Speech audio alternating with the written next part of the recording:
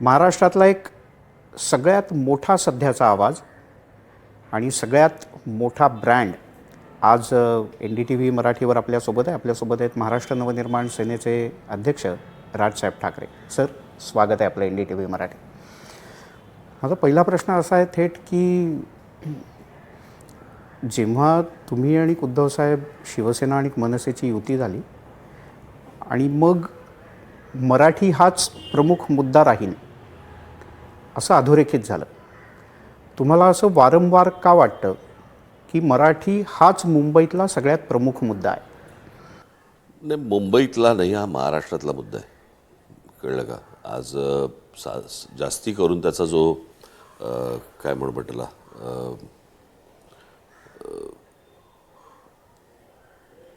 काय म्हणायचं त्याला मराठीत पटला, त्याचा परिणाम जो जाणवतो वेगवेगळ्या क्षेत्रातला, ती त्याच्यावर येणाऱ्या आक्रमणाची किंवा संकटाची जी दाहकता आहे ती जास्ती मोठ्या प्रमाणावरती ह्या सगळ्या भागामध्ये तुम्हाला दिसते. अजूनही आपल्याकडे महाराष्ट्रामध्ये अनेक जणं या मराठीच्या मुद्द्यावरती गाफील आहेत आणि काय काय आपल्याकडे पसरतं आहे याचा आपल्याकडे आपण बेसावध आहोत. म्हणजे आत्ता महाराष्ट्र म्हणून आत्ता आपण बेसावध आहोत.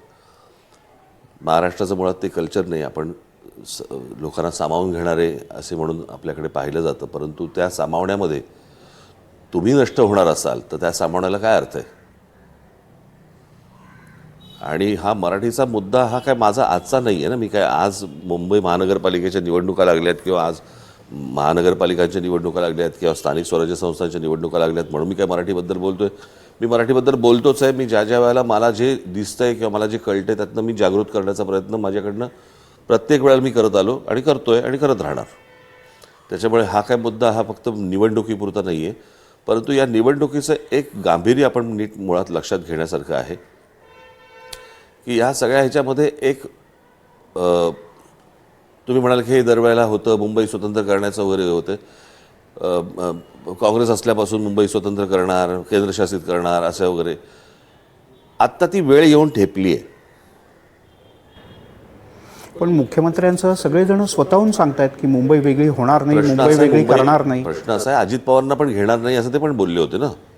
आज त्यांच्याबरोबर मांडी लावून ते उपमुख्यमंत्रीपदी आहेत आणि मुळात त्यांच्या हातात काय आहे?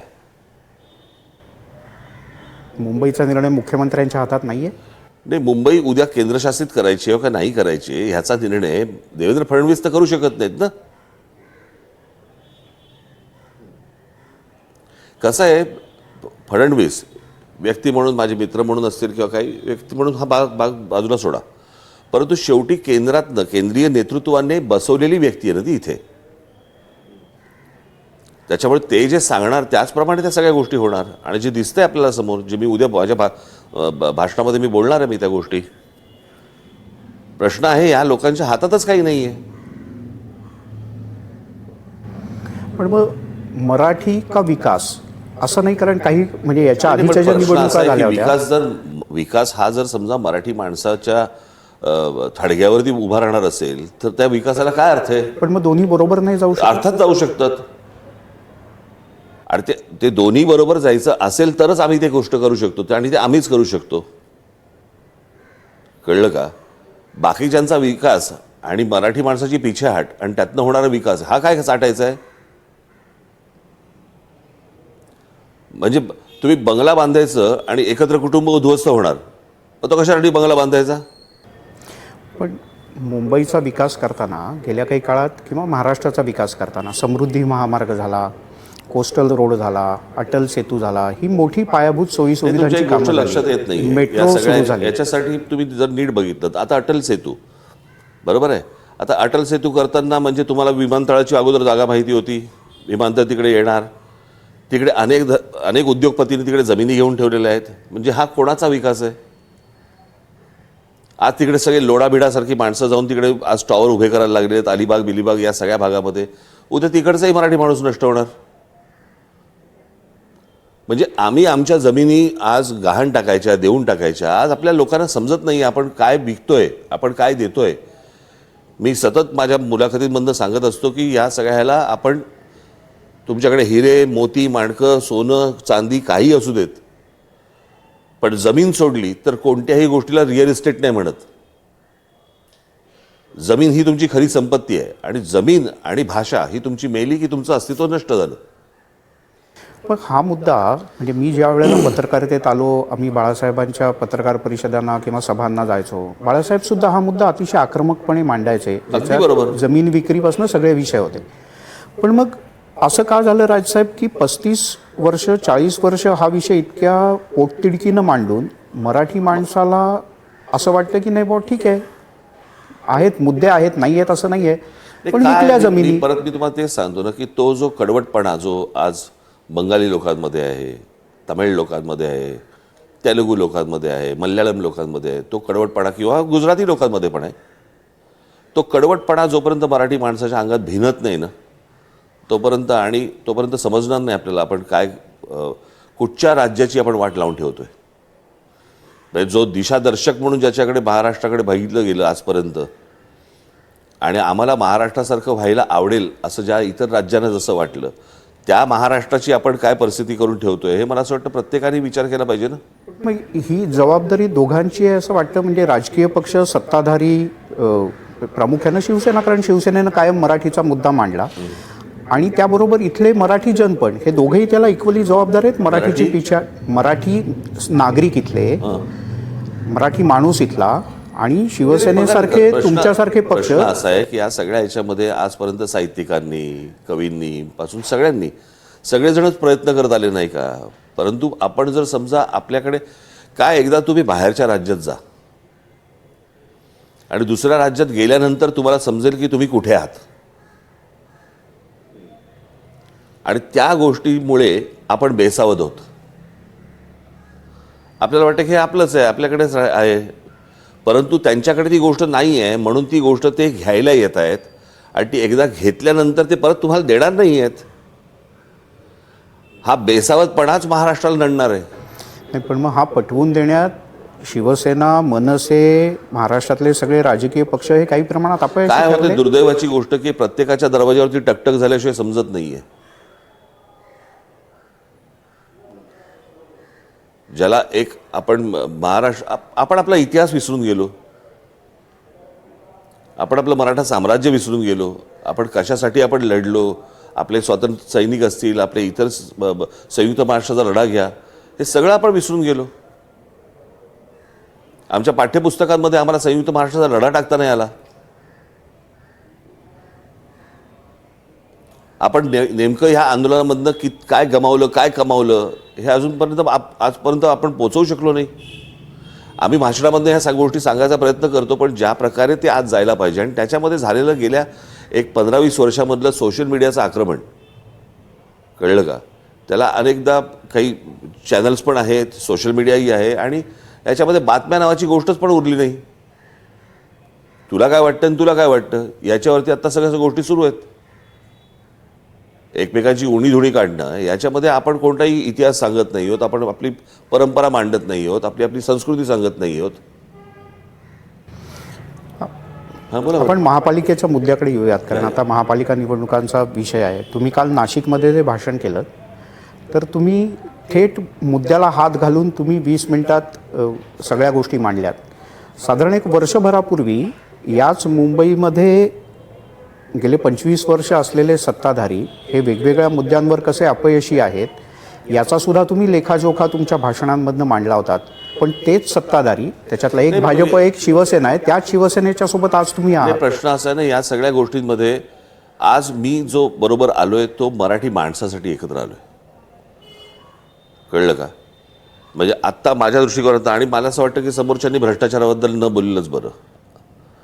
माझ्या हातात तर कधी सत्ता नव्हती, बरोबर आहे. मी का सत्ता हवी आहे, कशासाठी हवी आहे हे वारंवार सांगत आलो आणि सांगत राहणार. परंतु मला असं वाटतं की त्या उण्याधुण्यांपेक्षा आत्ता मराठी माणसाचं अस्तित्व, मुंबईचं अस्तित्व, ठाण्याचं अस्तित्व, कल्याण डोंबिवलीचं अस्तित्व, आज आपल्या MMR रिजनचं अस्तित्व हे टिकवणं सर्वात जास्ती महत्त्वाचं आहे. कारण ज्या प्रकारचं षडयंत्र, मी उद्या माझ्या भाषणामध्ये बोलू नसे सगळ्या गोष्टी सविस्तर सांगेन मी, ते पाहिल्यानंतर तुमच्या लक्षात येईल मी काय म्हणतोय ते. तुम्हाला आत्ता त्याचं गांभीर्य नाही कळणार. पण जर का भ्रष्टाचार झाला, आता काल तुम्ही पहिल्यांदा काही भ्रष्टाचाराचे दाखले दिलेत नाशिकमधले, तुम्ही स्वाभाविकपणे मुंबईतले काही भ्रष्टाचाराचे दाखले दिले म्हणजे तुम्ही जे वन केलं होतं तर ते कसं उद्ध्वस्त झालं हा तसं या पद्धतीने म्हणजे चांगल्या योजना या समोर ज्यांचा कर्मदळिद्रीपणा हा कर्मदर अनेकदा मांडलात, खूप आक्रमकपणे मांडलात, त्याच्यात अनेक मुद्देही होते. पण जेव्हा एवढं मोठं एखादं आंतरराष्ट्रीय स्तरावरचं बंदर तयार होतं, त्याला जर का विमानतळ जोडलेलं नसेल तर तिथून अधिक चांगल्या प्रकारचा व्यापार होणार कसा? प्रामुख्यानं त्याचा उद्देश तो व्यापारीच आहे. मग त्याला असं काय JNPT ला विमानतळ होतं का? पण आता त्याच्याजवळ नवी मुंबईतलं विमानतळ किती आलं. वर्षांनी आत्ता तिथे वाढवणचं बंदर तयार होतंय, त्याच्याच बरोबर विमानतळ पण तयार होतंय. मला ना, मी कुठच्याही प्रगतीच्या आड येणारा माणूस नाहीये, कधीच येणार नाही. मी जी गोष्ट चांगली होणार असेल, जी राज्यासाठी चांगली आहे, जी देशासाठी चांगली आहे, राज ठाकरे त्याच्यामध्ये कधीच येणार नाही. पण ते प्रगतीच्या नावाखाली तुमचा हिडन अजेंडा जर काहीतरी असेल त्याच्या मागे, तर तो मला लोकांसमोर मांडायला लागेल. मी कशाला प्रगतीला विरोध करू? चांगले रस्ते मिळणार असतील, चांगले तुम्हाला काही इमारती उभ्या राहणार असतील, चांगल्या नोकऱ्या मिळणार असतील. प्रश्न असा आहे की तुमच्याकडे कोणतरी बाहेरनं माणसं येतात आणि ती तुम्हाला तुमच्या नाकावर टेचून तुम्हाला सांगतात की उद्या महानगरपालिकेमध्ये आणि सरकारमध्ये म्हणे इथली स्थानिक जे आमचे उत्तर भारतीय आहेत त्यांना नोकऱ्या मिळाल्या पाहिजेत. हे सांगली, सातारा, कोल्हापूरवरून येणारे बाहेरच्या लोकांना कशाला नोकऱ्या देत आहे? म्हणजे काय? या लोकांची बोलायची हिंमत कशी होते? उद्या तुम्ही जाऊन त्यांच्या राज्यांमध्ये बोलून दाखवा, जिवंत आलात तर आपण समजू, गप्पा मारू. तिकडनं रोजीरोटीसाठी यायचं आणि म्हणायचं की इकडचा महापौर उत्तर भारतीय होणार, ह्यांची हिंमत कशी होते? मराठीच्या मुद्द्यावर मुंबईतली आणि महाराष्ट्रातली जनता तुम्हाला भरभरून खरंच मतदान करेल? का नाही करणार? मी हा प्रश्न विचारण्याचं कारण असं की ज्या तन्मयतेने लोक तुमचं भाषण ऐकायला येतात किंवा तुम्हाला प्रतिसाद तुम्हाला देतात, परत सांगतो, वेळ लागतो या गोष्टींना. मी परत तुम्हाला तेच सांगतो.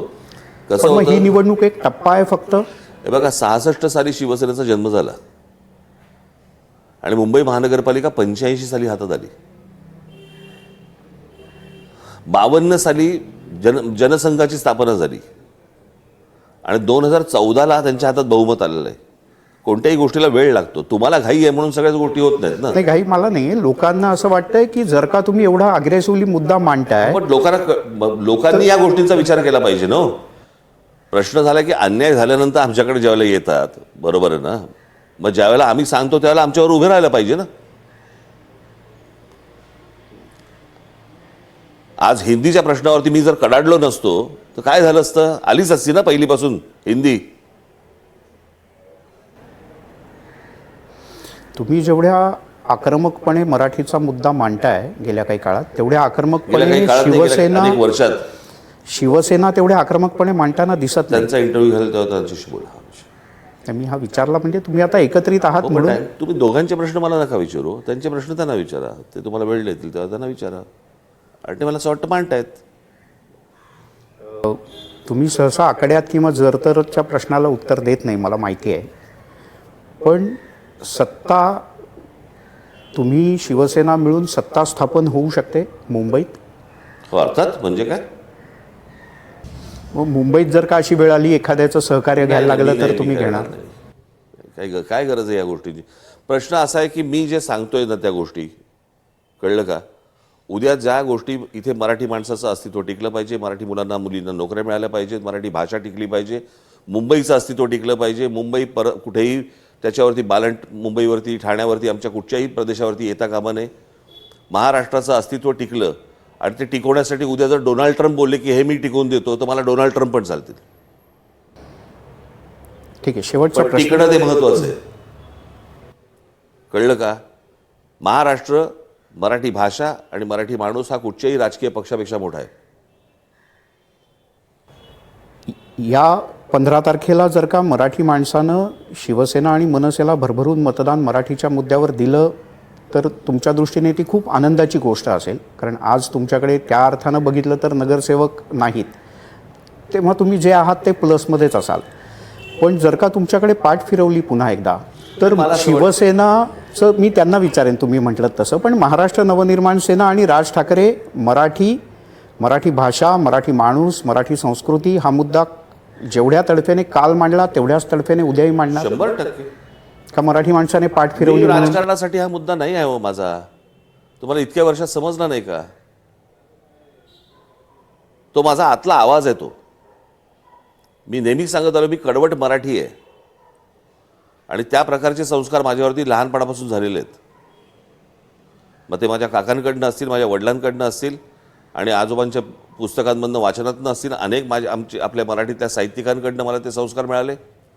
अनेक माझ्या आयुष्यामध्ये जी अनेक मंडळी आली, लोक माझ्या समोर आले, जी मोठमोठी माणसं आली, त्यांच्यातनं मला तो संस्कार मिळाला. त्यातनं घडलेला मी येतो. मी काय फक्त निवडणुकांसाठी म्हणून मराठी हा विषय नाही आहे. तुम्ही ज्यावेळेला निवडणुका नसतात त्यावेळेला पण मी हे मुद्दे मांडलेलेच आहेत ना. त्याचा निवडणुकांचा काय संबंध येतो त्याचा?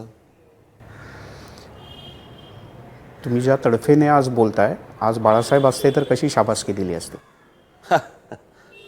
कल्पना नाही. नक्की पाठीवरती हात ठेवला असता. NDTV मराठीशी बोलल्याबद्दल खूप खूप धन्यवाद.